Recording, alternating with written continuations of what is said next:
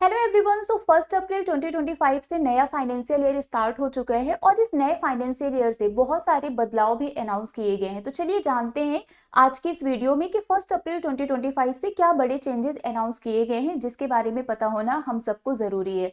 तो सबसे पहले अगर हम बात करें तो यहाँ पर टीडीएस की बात की गई है कि ब्याज से होने वाली जो भी आपकी इनकम है उस पर अब आप ज्यादा सेविंग कर पाएंगे।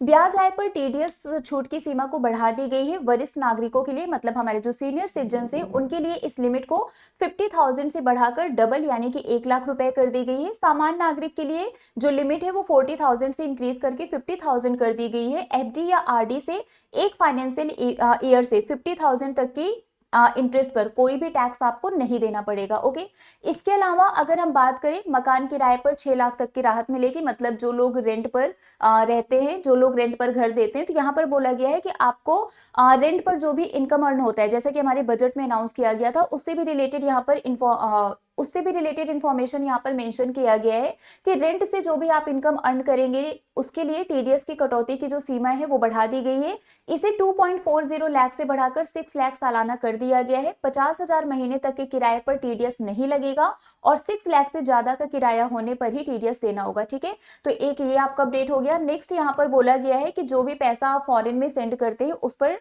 टैक्स आपको नहीं देना पड़ेगा। सो विदेश में पढ़ रहे बच्चों की फीस या अन्य खर्चों के लिए 10 लाख रुपए अगर आप भेजते हैं तो उस पर आपको किसी भी तरीके का टीसीएस नहीं देना होगा। ठीक है, अब कमीशन पर भी आपको छूट मिलेगा। बीमा एजेंट और ब्रोकरों को जो भी ब्रोकर्स हैं उनको इससे राहत मिलने वाली है।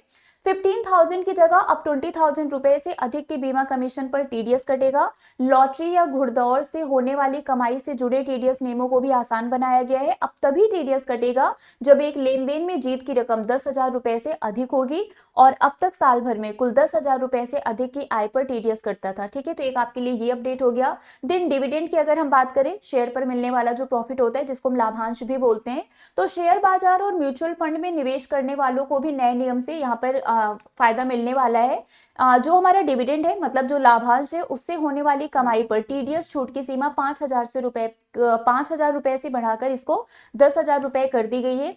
बैंकिंग के कुछ रूल्स में भी चेंजेस किए गए हैं। एटीएम से पैसा निकालना अब आपके लिए महंगा हो सकता है क्योंकि यहाँ पर आपको जो भी फ्री ट्रांजेक्शन है उसके बाद अगर आप एडिशनल ट्रांजेक्शन करते हैं तो आपको 13 रुपीज का चार्ज देना पड़ेगा। सेविंग और एफडी खाते की ब्याज दरों में भी बदलाव किया गया है। खाते में जमा राशि के आधार पर जो आपका इंटरेस्ट रेट है वो डिसाइड किया जाएगा। बैंक कस्टमर को अर्बन एरियाज में 5,000 रुपीज और रूरल एरियाज में 20,000 रुपीज मिनिमम बैलेंस रखना पड़ेगा। ठीक है, क्रेडिट कार्ड पर रिवॉर्ड पॉइंट्स को भी अब कम करने का अनाउंसमेंट किया गया है। Simply click SBI card users को स्विगी पर 10 गुना की जगह अब सिर्फ 5 गुना रिवॉर्ड पॉइंट्स मिलेंगे। Air India SBI platinum credit card पर पहले हर 100 रुपए खर्च करने पर आपको 15 रिवॉर्ड पॉइंट मिलते थे, जो घटकर आप सिर्फ 5 हो जाएगा।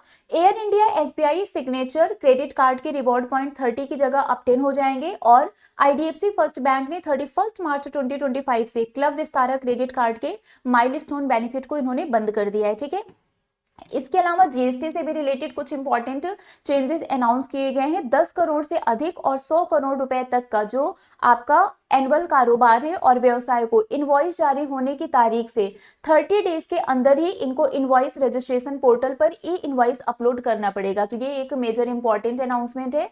जो भी 4 व्हीलर्स हैं वो 4% तक अब महंगी हो जाएंगी। यहाँ पर लिखा हुआ है मारुति की cars 4%, Hyundai 3%, Tata Motors 3%, Mahindra and Mahindra 3%, किया इंडिया 3%, बीएमडब्ल्यू 3% और रेनॉ इंडिया ये 2% तक महंगा हो जाएगा। ठीक है, एमएसएमईज का जो डिफिनीशन है वो रिवाइज कर दिया गया है, जिसमें बोला गया है कि इनका जो इन्वेस्टमेंट है वो पहले से 2.5 टाइम्स और जो इसका टर्नओवर है वो डबल कर दिया गया है। ठीक है, म्यूचुअल फंड में भी चेंजेस अनाउंस किए गए हैं। एसेट मैनेजमेंट कंपनी को न्यू फंड ऑफर से जुटाई गई रकम को 30 दिनों में निवेश करना होगा। अगर एएमसी 30 दिनों में फंड निवेश नहीं कर पाती है तो निवेशक बिना किसी एग्जिट लोड के अपना पैसा निकाल सकेंगे। सेबी ने म्यूचुअल फंड योजनाओं के लिए स्ट्रेस टेस्टिंग के खुलासे को अनिवार्य कर दिया है। एंड यहाँ पर बोला गया है एएमसी मतलब जो आपका एसेट मैनेजमेंट कंपनी है उनके कर्मचारियों के लिए वेतन का एक निश्चित हिस्सा म्यूचुअल फंड स्कीम में निवेश करना कंपलसरी होगा। एंड अगर आपने अभी तक अपना पैन और आधार लिंक नहीं किया है तो 1 अप्रैल से आपको जो डिविडेंड मिलता है वो बंद हो जाएगा। ठीक है, अब यहाँ पर ये एक बहुत इंपॉर्टेंट अपडेट है आपके लिए कि अगर आपने अपने पुराने मोबाइल नंबर से यूपीआई आईडी आपने लिंक किया था और वो नंबर बंद हो गया है या फिर आपने उसको चेंज कर दिया है, तो 1 अप्रैल से आपका जो यूपीआई आईडी है वो डीएक्टिव हो जाएगा, वो वर्क नहीं करेगा। ठीक है, यूपीआई यूजर्स के लिए यहाँ पर और भी अपडेट है। बैंक में अपना मोबाइल नंबर आप अपडेट कर ले जिससे कि आपकी जो यूपीआई सर्विस है वो कंटिन्यू रहे। अगर आपने अपना नंबर चेंज किया है तो बैंक में जाके नंबर को आप जो भी नया नंबर है उसको आप रजिस्टर करा ले। ठीक है, जिससे कि आपकी यूपीआई आईडी बंद ना हो। ग्रेटर नोएडा में पानी 10% तक ये महंगा हो जाएगा। ठीक है, इसके अलावा बोला गया है कि सभी एक्सप्रेसवे और हाईवे पर जो टोल के रेट है ना, जो टोल टैक्स होता है वो भी आपका बढ़ जाएगा। एंड इसके अलावा हाँ, तो ये आपके मेजर चेंजेस अनाउंस किए गए हैं जो कि 1 अप्रैल 2025 से इफेक्ट में आ रहा है। ठीक है, तो इन सभी रूल्स को एक बार अच्छे से आप लोग पढ़ लेना सो दैट आप भी अवेयर रहे कि 1 अप्रैल से आखिर क्या क्या चेंजेस हुए हैं। ठीक है, तो अभी के लिए फिलहाल बस इतना ही है, मिलेंगे आपसे ऐसे ही किसी और सेशन में। Till then bye bye guys, take care, thank you so much.